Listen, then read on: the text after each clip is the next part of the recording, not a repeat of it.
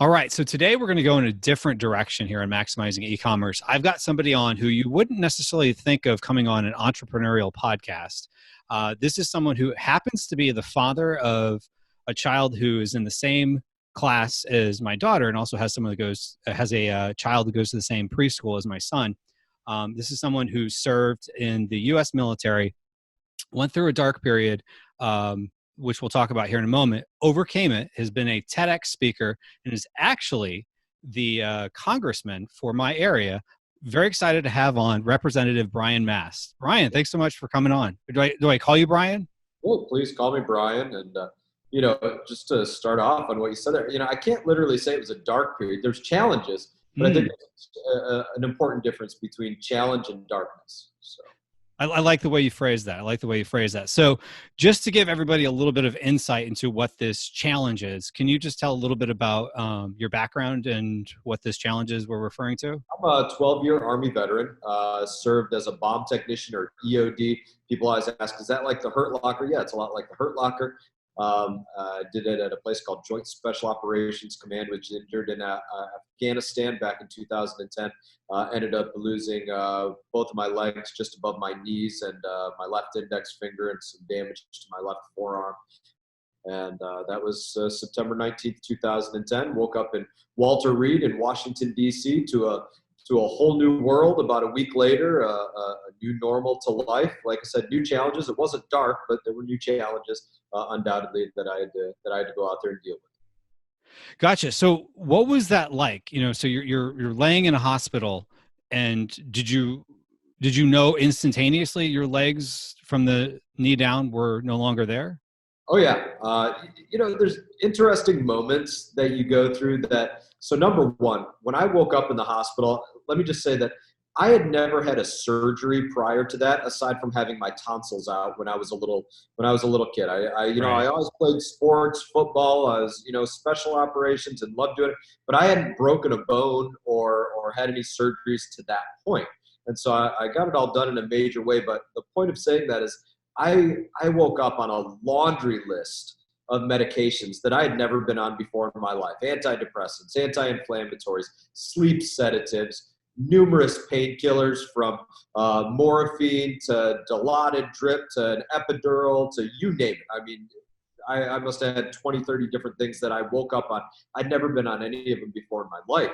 And so one of the things that I experienced was I have vivid memories that my wife says, I have no idea what you're talking about. That never happened.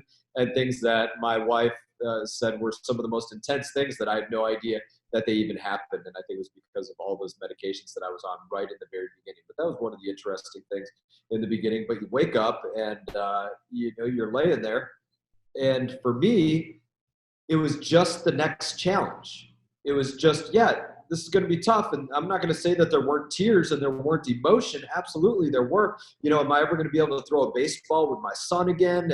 Am I going to be able to stand there and hold one of my children and walk them to sleep as they're trying to cry and soothe them? Those are questions that I had right in the beginning. I didn't know what the future held, exactly at that point. But it wasn't dark in the sense that I felt just overwrought with it. It was, I've gone through a lot of difficult things that we purposefully put in front of ourselves as members of the military to show us that nothing's going to stop us. There's nothing that's going to ever make me say, I can't quit. I can't get over that wall. I can't climb this mountain. I can't carry my pack another mile. I can't continue. Nothing's going to ever make me say that. And the most important time to draw upon that was that moment that I needed it for myself when I got injured. Gotcha. So sounds like you were really, for lack of a better word, gung-ho about the military. Did you think that you were going to spend your whole career in the military? I loved the military. Like I said, I was in special operations. I was exactly where I wanted to be. I planned to do it for 20 or 30 years. I didn't intend to get out of the military. It just wasn't in the cards anymore. I was never going to deploy in the same way after my injury. I was never going to be the same kind of asset on the battlefield in the same way. I would be, to go to the battlefield in the same way, I would be a liability.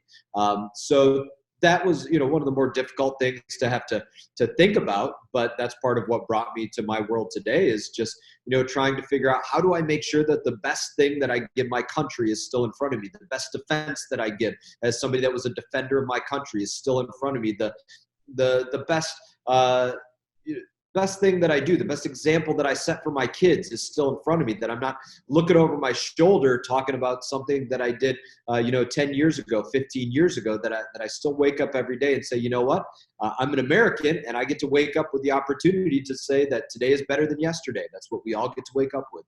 And I'm Sure. And that's great advice. So one question I do have is, when you were there, like in the hospital, and you're going through rehabilitation and you're transitioning, what did you think was kind of be that next step? Did you think you were going to, run for Congress? Were you just trying to figure things out? What was kind of going through your head at the time? So I can't sit there and pretend that laying in a hospital bed, I knew everything that was going to happen in my future. Like I said, great deal of uncertainty, a whole new world of life. But while I was laying in that hospital bed, literally while I was laying in the bed, I came up with the idea in my head that I said, you know what? Maybe my next battlefield will be one of a war of words and ideas and thoughts, and as a member of Congress. And that's where I came up with the idea that, maybe that's where I would take myself, and being a good member of the military, I came up with a plan of attack to do that. And, I said, all right, what are the things that I need to take care of if I want to go out there and ask my community for an opportunity to go and represent them? Well, number one, I got to recover. Number two, I got to get back to work, show that I can still be a productive member of society. I'd never completed my degree at that point. Let me go back to school and complete my degree. Let me go out there and build up my resume. Let me go out there and learn all of the issues of my community, because I was a member of the military, being stationed in different places around the country and around the world. I didn't have the same roots as people that are, in the local chamber or that kind of thing each and every day. So I came up with that plan of attack, and I executed it. My community said, all right, we'll let you go out there and be our member of Congress. Gotcha. So you went from a point of uncertainty to saying, I'm not going to sit in uncertainty, so to speak. I'm going to come up with a plan of attack. And so then you went out and you started implementing that. So, people have their own plans of attack. Sometimes people come up with ideas or whatever, and not everyone goes to the point of saying, I'm going to get myself into Congress. Or if they do have maybe a big goal like that, maybe something happens along their way and they lose track of their goals, their plan. What advice would you have for someone who's maybe where you were 5 years ago, where they're trying to figure out where they're trying to go, or they have the plan, but they're not there yet? It's that transition where cuts people off sometimes. Congress, my plan went off track, right? I was going to be in the military for 20 or 30 years. My plan went off track. Right. But the reality of that situation, and any situation that we encounter, is that, for the most part, we don't choose all the challenges that we face. We choose what we do in response to challenges. That's the choice that we all get to make. And, when I go out there and talk to young people, I always tell them, you get to decide, when something comes at you hard, do you curl up in a corner and quit and cry and shrug your shoulders and give up? That's a choice you have. Or do you take the challenge that's coming at you head on? Do you own it? Do you look it in the eye? Do you get a grin on your face and the hair stand up on your neck and an inspiration in yourself that you're going to go out there and you're going to hammer it? And that's the choice that we all get to make. Nobody can make that choice for us, that determination for us. But and I alluded to this a moment ago. I got the American flag behind me, 50 stars, 13 red and white stripes. Every one of us as Americans, we wake up with an opportunity that not everybody wakes up with. We get to decide for ourselves, when we wake up under that flag, that today is better than yesterday. It doesn't matter if I lost 2 legs yesterday and my index finger and part of my forearm. I still get to wake up and decide what I make of my future in the next day, or that this week is better than last week. This month is better than last month. This year is better than last year. We get to wake up and decide, and it's up to us to go out there and do it. And that's the way I try to live. That's great. Now, what advice would you have for people that are, they're in that way and they're deciding every day, I'm going to do my best, but we all have our days. So what advice would you have to stay on that track? Because clearly success leaves clues, and you did something right if you went from, the military to now you're in Congress. So what other kind of staying on track? Have a plan of attack, but make sure that your plan is adaptable, right?